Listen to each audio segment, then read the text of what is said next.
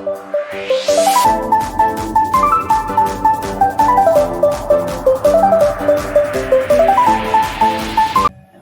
Surgawi, Bapa yang penuh kasih, sumber segala hikmat, sumber segala berkat. Saat ini kami buka hati, pikiran dan jiwa kami ya Tuhan, untuk mendengarkan sebagian dari firman Tuhan.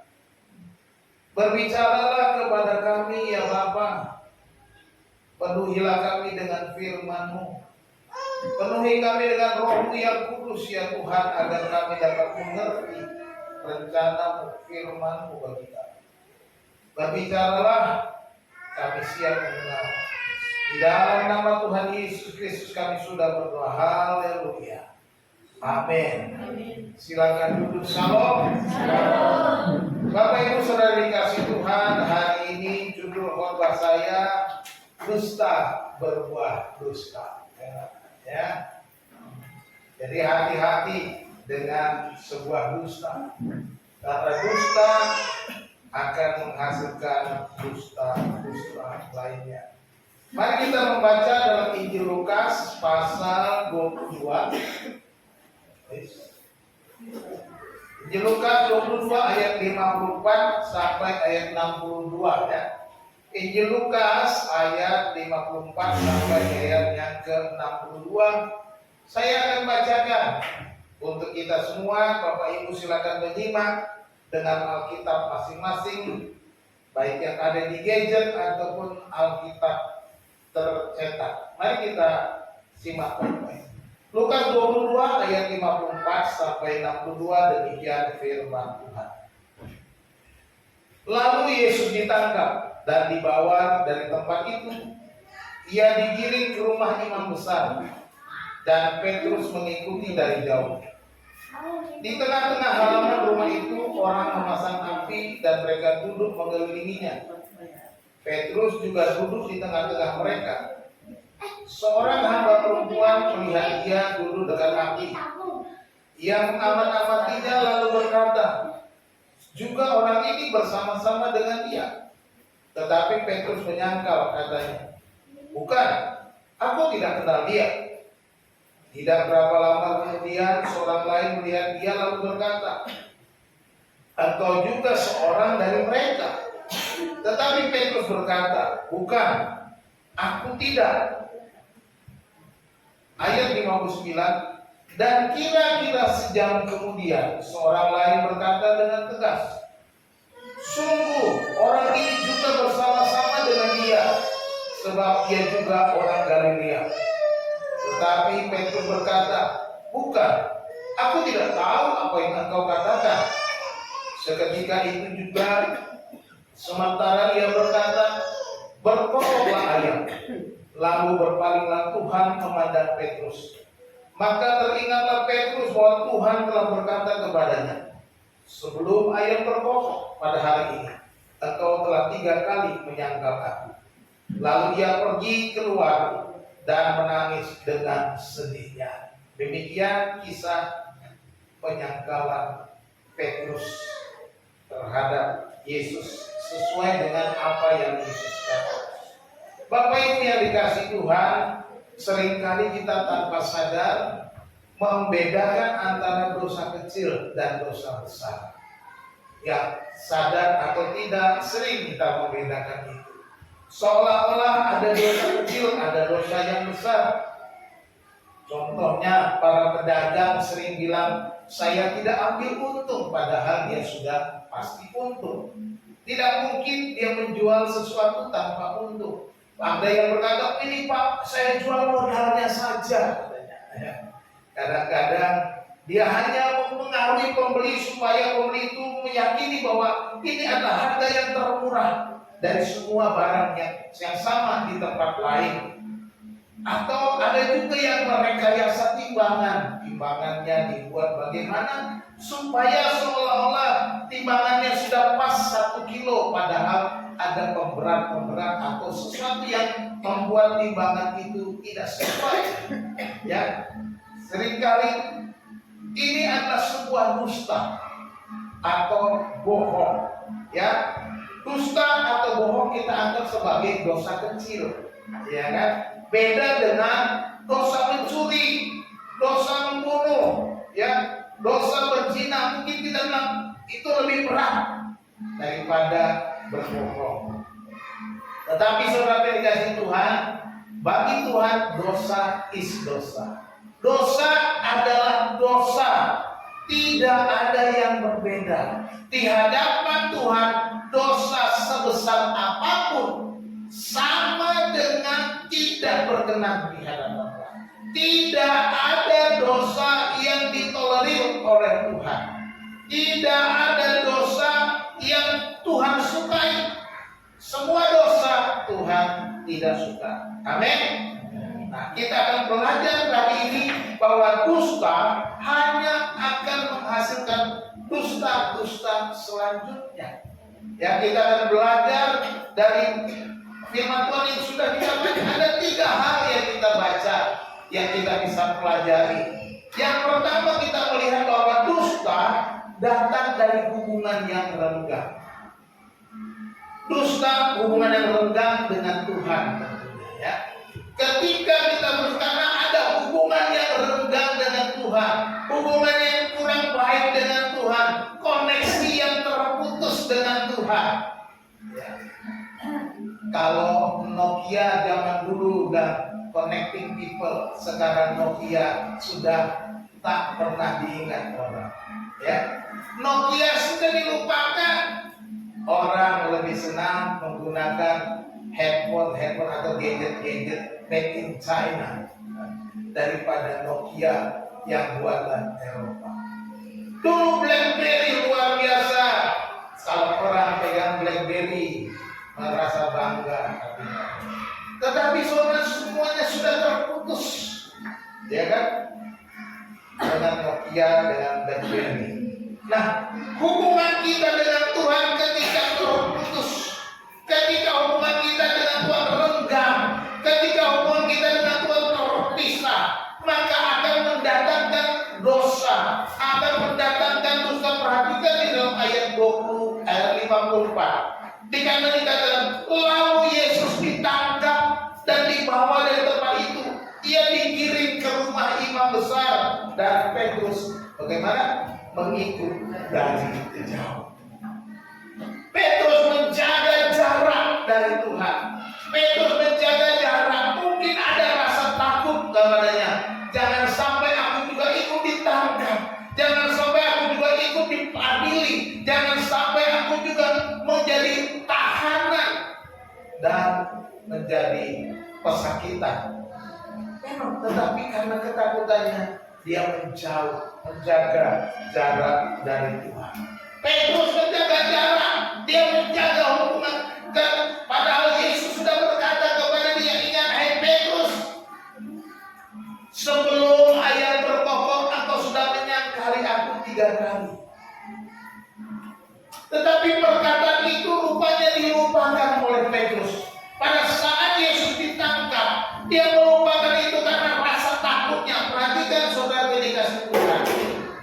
Kalau saudara mengalami rasa takut, jangan membuat hubunganmu renggang dengan Tuhan.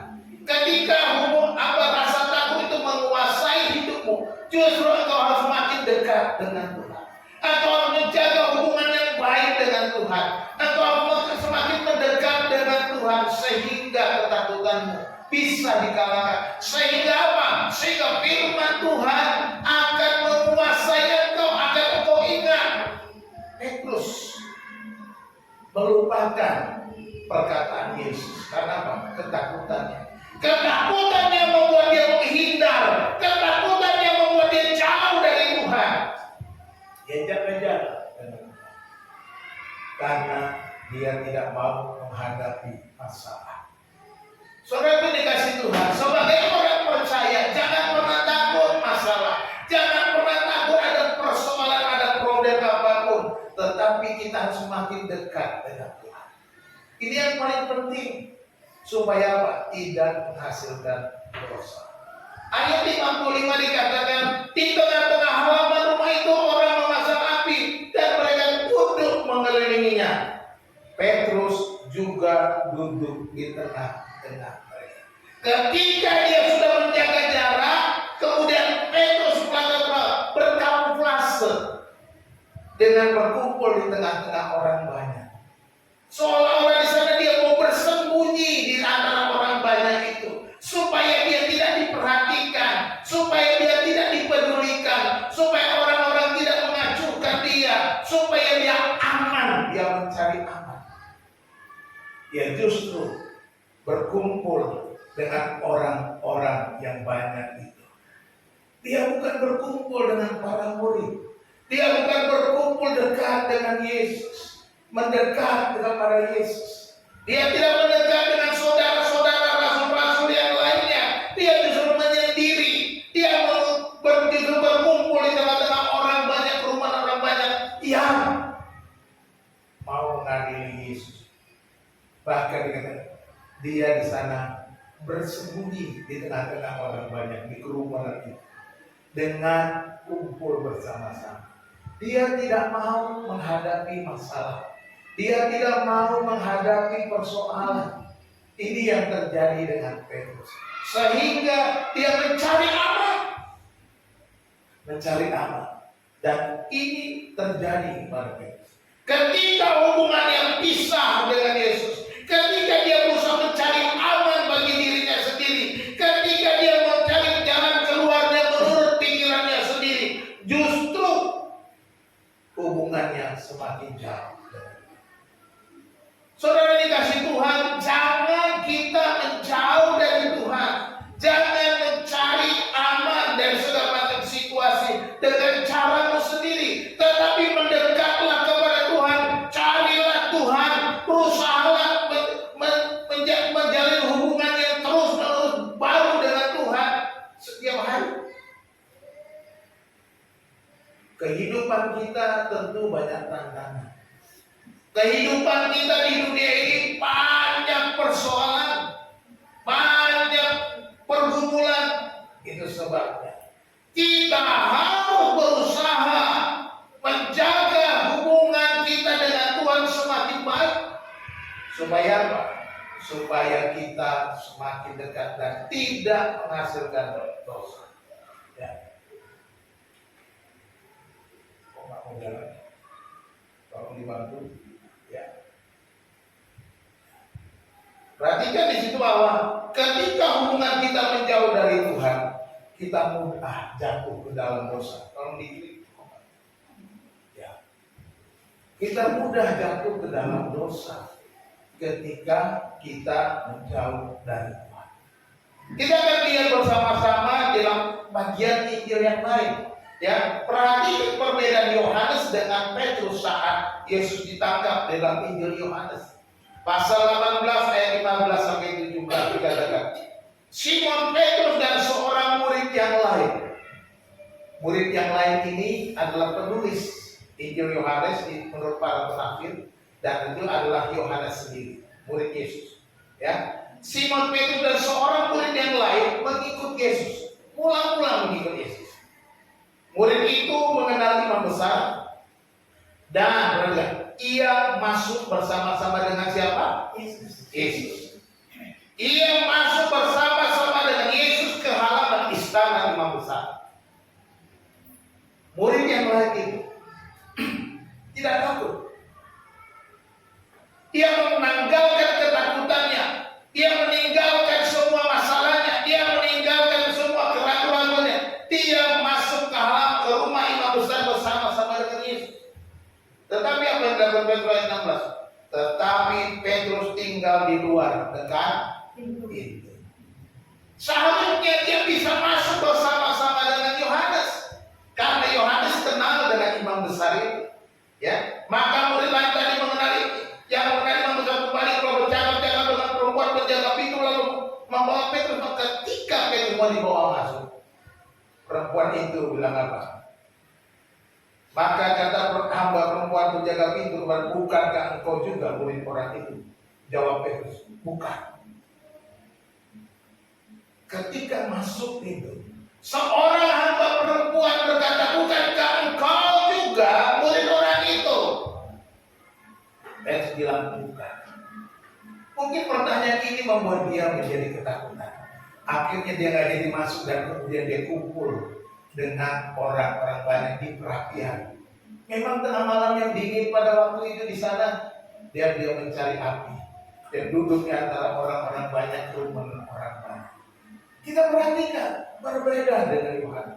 Yohanes menjaga dekat dengan Yesus. Yohanes tidak mau takut dengan apa yang terjadi dengan dirinya. Aku mau dekat dengan Yesus. Inilah yang harusnya kita lakukan sebagai orang percaya. Apapun resiko yang kita hadapi, kita harus mau selalu dekat dengan Yesus. Katakan amin. Dekat selalu dengan Yesus. Jadi ini yang membuat hubungannya renggang. Akhirnya ketika perempuan itu bertanya, bukankah engkau juga murid orang itu? Bukan. Pertanyaannya kan bukan, ya bukan jawabannya. Ya, jadi dia juga jawab bukan. Aku bukan murid orang itu. Kira-kira seperti itu. Dengan jelas tegas Petrus bilang aku bukan. Aku bukan murid orang yang sedang diadili. Aku bukan murid Yesus. Padahal dia sendiri ada seorang murid yang selalu menonjol di antara 12 rasul itu. Dia seorang murid yang luar biasa. Ketika Yesus ditangkap saja, dia masih berani mengambil pedang dan memukul memotong telinga hamba-hamba yang diutus menangkap Yesus. Luar biasa. Ketika Yesus bertanya apa saja kepada para muridnya, Petrus yang paling menjawab duluan, nomor 1. Setiap pertanyaan Yesus menjadi murid yang luar biasa berani. Tetapi ketika masalah terjadi, ketika Yesus ditangkap, ketika ketakutan menguasai Petrus, keberaniannya hilang. Ya jelas, keberaniannya yang selalu menonjol di antara 12 murid itu tidak nampak sama sekali. Bahkan seorang hamba perempuan saja yang bertanya kepada dia, bukankah engkau juga seorang murid dari orang itu? Bukan. Dengan seorang hamba perempuan saja, dia tak berani dengan tegas berkata, ya, aku muridnya. Inilah masalah yang sedang terjadi kepada Petrus. Oleh karena ia memiliki hubungan yang terpisah dengan Yesus. Dia melupakan perkataan Yesus. Oleh sebab itu Bapak Ibu, dekatlah selalu dengan Tuhan. Supaya kita tidak lupa firman Tuhan. Supaya kita selalu kuat. Supaya kita berani menghadapi apapun. Karena firman Tuhan tidak akan pernah lupa di dalam kehidupan. Yang kedua, dusta akan dipertahankan dengan dusta. Ya, ketika seorang perempuan bertanya, ayat 56, seorang hamba perempuan melihat duduk dekat api. Ia mengamat-amatinya lalu berkata, juga orang ini bersama-sama dengan dia. Tetapi Petrus menyangkal, katanya, bukan, aku tidak kenal dia. Perhatikan di sana. Petrus menjawab dengan aku tidak kenal dia. Padahal 3,5 tahun dia berjalan bersama-sama dengan Yesus. 3,5 tahun dia bersama dengan Yesus, berguru kepada Yesus. 3,5 tahun dia di antara para rasul itu. Tetapi dia berkata, aku tidak kenal dia. Dia menyangka.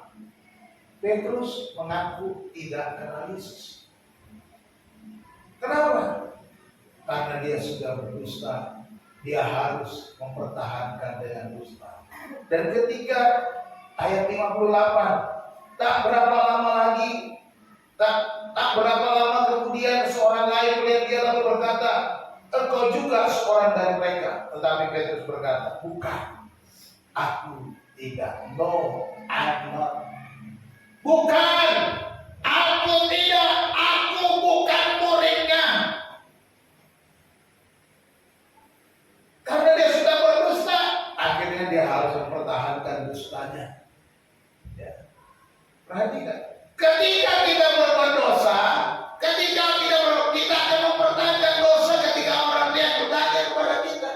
Ini yang terjadi dengan Petrus. Jadi hati-hati. Dosa akan beranak dosa. Jadi jangan pernah bermain-main dengan dosa. Dosa akan menghasilkan dosa-dosa yang baru. Petrus tidak mengakui sebagai pengikut Yesus. Tidak mengakui sebagai seorang murid, tidak mengakui.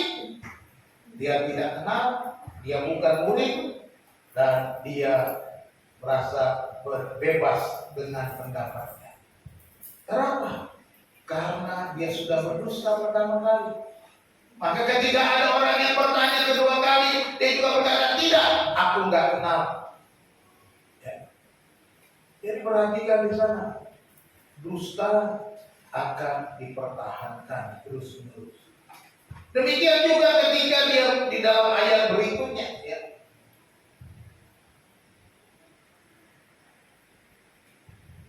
Ayat 59 sampai ayat 60. Dan kira-kira sejak kemudian seorang lain berkata dengan tegas, sungguh orang ini juga bersama-sama dengan dia, sebab ia juga orang Galilea. Tetapi Petrus berkata, bukan, aku tidak tahu apa yang engkau katakan.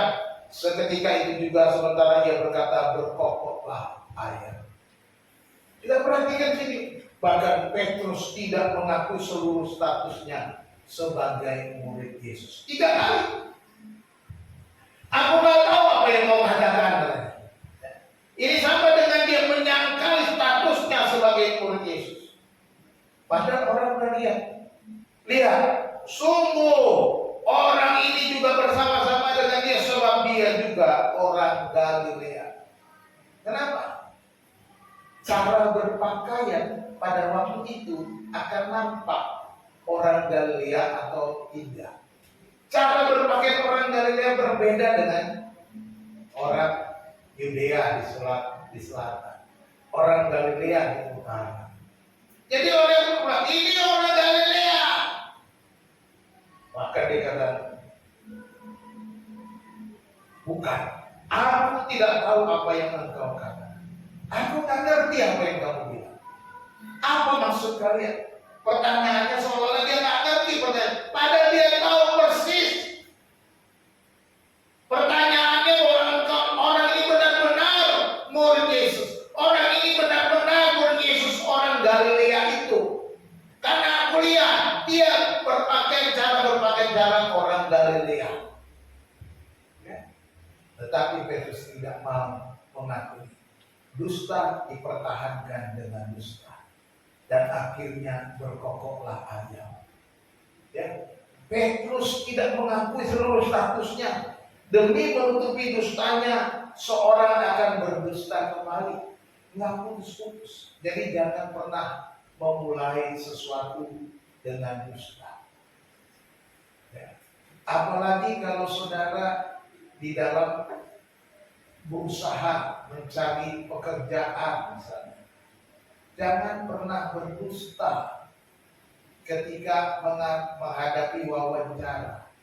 Karena ketika saudara berdusta, besok-besok saudara akan mempertahankan dusta saudara. Dan suatu waktu dusta itu akan terbongkar. Dan saudara akan dipermalukan. Dusta tidak akan pernah menghasilkan kebaikan. Kalau saudara melakukan segala macam pekerjaan, usaha atau apapun, lakukan dengan takut akan Tuhan. Kalau saudara melakukan pekerjaan, usaha apapun, lakukan dengan berpedoman kepada firman Tuhan. Dengan selalu mengandalkan Tuhan. Oleh sebab itu Bapak Ibu saudara dikasih Tuhan, dekatlah dengan Tuhan. Jagalah hubungan yang selalu intim dengan Tuhan. Jagalah persekutuan saudara dengan Tuhan. Supaya apa? Saudara dipenuhi dengan firman Tuhan. Supaya langkahmu diatur oleh firman Tuhan. Supaya kita mendapatkan keberuntungan sesuai dengan janji Tuhan. Tidak akan pernah dusta menghasilkan kebaikan. Jangan pernah memulai sesuatu dengan berdusta. Contoh, misalnya seorang anak Ketika dia pulang sekolah, ditanya, kamu dari mana? Dia berdusta. Dia mungkin baru dugem dengan teman-temannya. Oh, aku lagi belajar kelompok. Berdusta. Padahal dia bukan belajar kelompok. Dia sedang bersenang-senang, dia takut dimarahin atau ditegur orang tuanya. Dia akhirnya berdusta. Dan ketika hal-hal yang ada dengar orang tuanya ketahui soal ada kelompok teman-teman yang suka berkumpul-kumpul dugem, orang tuanya tanya, kamu suka ikut-ikutan kelompok itu ya? Enggak, aku nggak tahu itu. Dia akan berdusta lagi karena dia tidak mau ketahuan kalau dia kemarin sudah ikut-ikutan. Ini akan selalu terjadi. Nah, akhirnya kalau ini ketahuan, diketahui oleh orang tua, maka akan fatal baginya. Lebih baik ketika kita bersalah, kita datang di hadapan Tuhan, kita berdoa, kita minta pengampunan kepada Tuhan. Dan kita belajar yang ketiga dari kisah itu, dusta hanya dapat diselesaikan oleh anugerah Tuhan. Dosa apapun hanya dapat diselesaikan oleh anugerah Tuhan. Ayat 61 dikatakan di sana, lalu berpalinglah Tuhan memandang Petrus. Ketika ayat berkokok, lalu berpalinglah Tuhan memandang Petrus. Ketika Petrus dilirik oleh Tuhan, maka teringatlah Petrus bahwa Tuhan telah berkata kepadanya, sebelum ayat berkokok pada hari ini, engkau telah 3 kali menyangkali aku. Pandangan Yesus kepada Petrus mengingatkan kembali, mereminder ingatannya, mengulang kembali perkataan Yesus, mengingat persatuan Yesus bahwa engkau sebelum ayam berkokok, engkau telah menyangkali aku sebanyak 3 kali, dan itu terjadi. Pandangan Yesus seolah-olah meyakinkan ulang kembali apa yang sudah dipesankannya. Petrus ingat apa yang dipandangkan.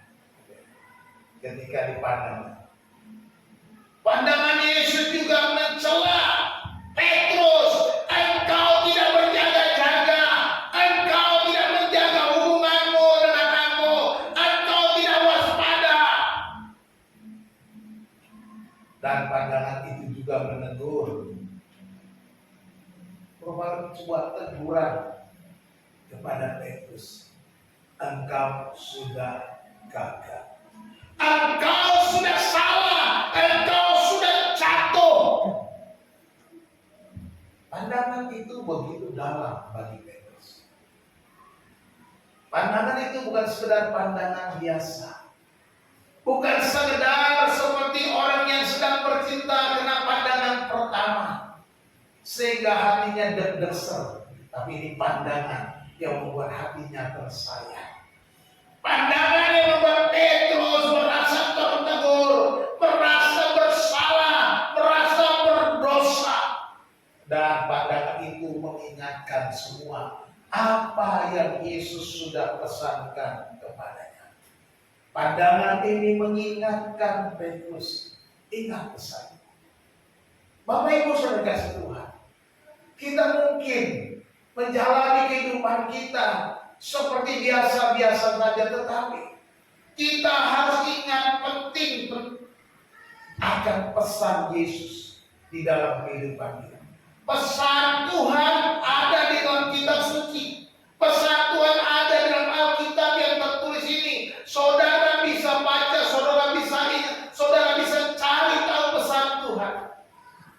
Dan puji nama Tuhan, pesan itu sudah ada di dalam gadget saudara. Saudara bawa kemana saudara pergi. Saudara pergi ke kantor, saudara pergi bekerja, saudara pergi ke pasar, saudara pergi ada di rumah, di mana saja gadget saudara sudah saudara bawa. Dan di sana ada Alkitab saudara. Jangan pernah abaikan itu. Pergunakanlah.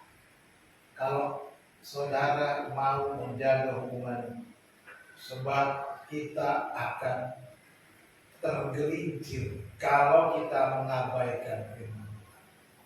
Dan pandangan Yesus itu juga tanda bahwa Yesus mengasihi Petrus. Yesus mengasihi Petrus. Sama juga dia mengasihi saudara dan saya. Ketika saudara jatuh, dia mengasihi saudara. Dia menyatakan kemurahannya, dia menyatakan kebaikannya, dia menyatakan pengampunannya. Ayat yang ke-62 dikatakan, lalu ia pergi keluar dan menangis dengan sedihnya. Ya. Ia menangis. Saya tak bisa bayangkan tangisan Petrus. Ini bukan sedu-sedan biasa. Dia menangis jadi-jadinya, menyendiri. Air matanya keluar.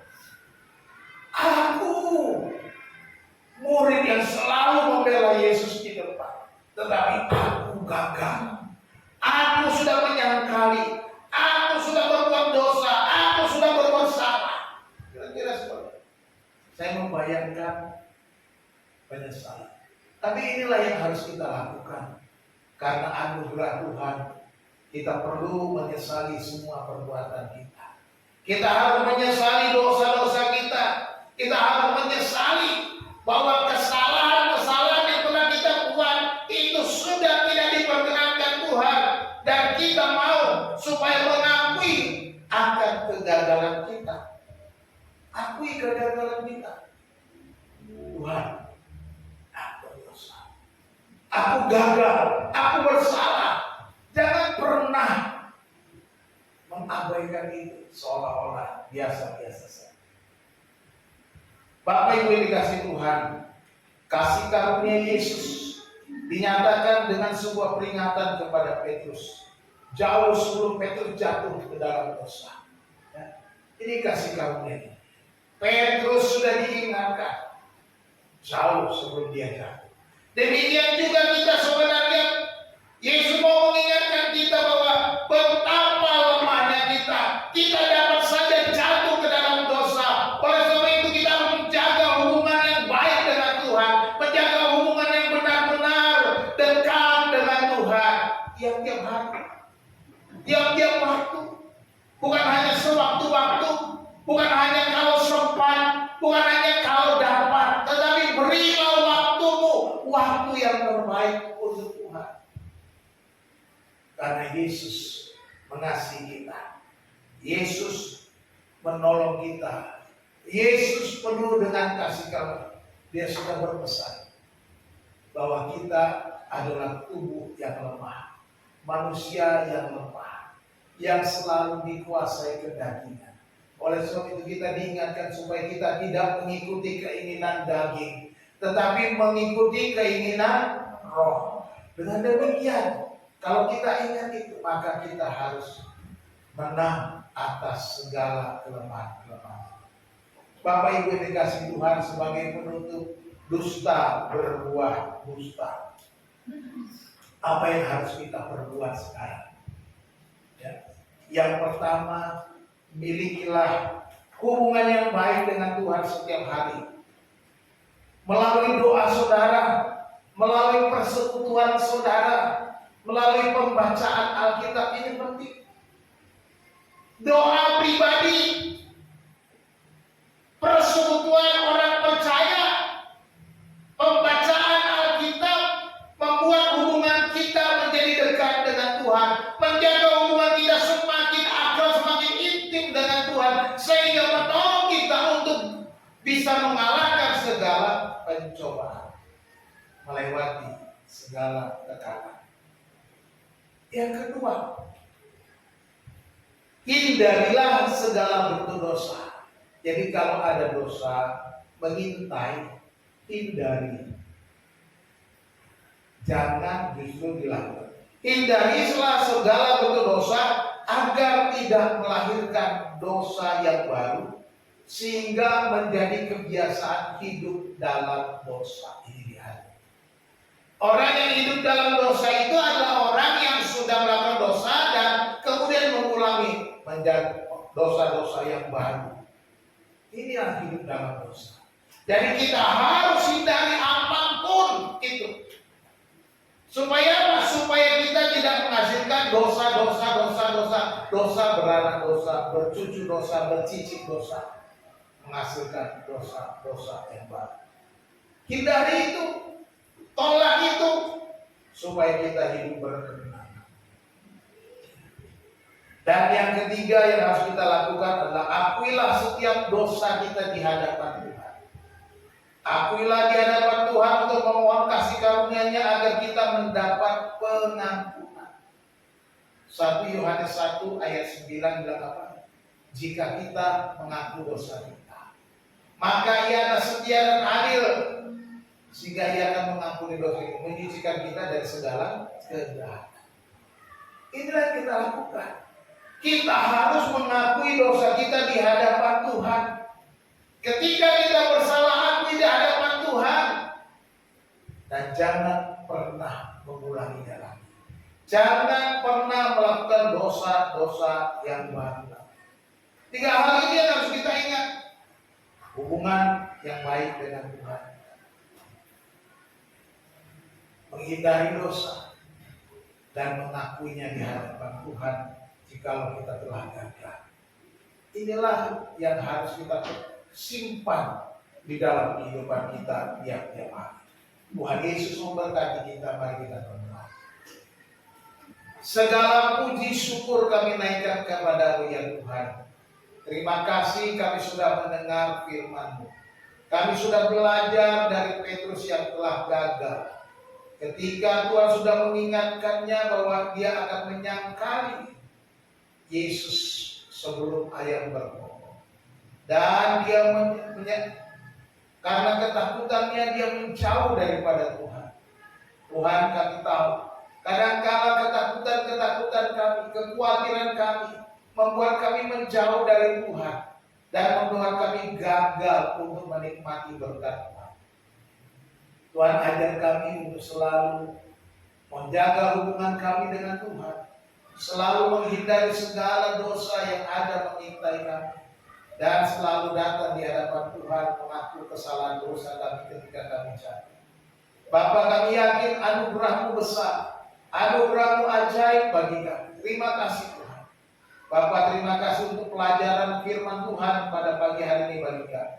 Biarlah ini tertanam di dalam hati kami semua masing-masing ya Tuhan. Roh Kudus, biarlah Engkau selalu mengingatkan kami, menolong kami, supaya kami semua hidup dalam kebenaran firman Tuhan. Terima kasih Bapa, hamba-Mu berhenti berbicara Tuhan.